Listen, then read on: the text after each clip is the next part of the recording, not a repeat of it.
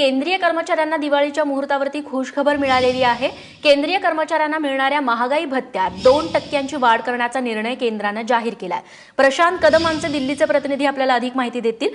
प्रशांत, लक्ष्मीपूजे आधीच धनलाभ झालाय म्हणायला हवं केंद्रीय कर्मचाऱ्यांना। नक्कीच रेश्मा, देशभरातल्या तब्बल 50 लाख केंद्रीय कर्मचाऱ्यांसाठी ही दिवाळीची खुशखबर सरकारने दिलेली आहे। महागाई भत्त्यात 2% वाढ करण्यात आलेली आहे।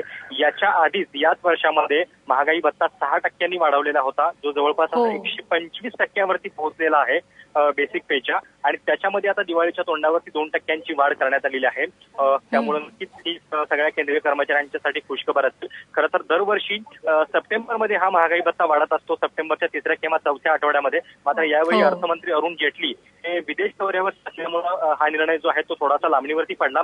पण अर्थात पडला असला तर दिवाळीच्या तोंडावरती हे गिफ्ट जे आहे ते सरकार केंद्रीय कर्मचाऱ्यांना मिळालेलं आहे। म्हणून नक्कीच सगळ्यांच्या मध्ये नक्कीच प्रशांत, धन्यवाद तू दिलेल्या या सगळ्या सविस्तर माहितीबद्दल।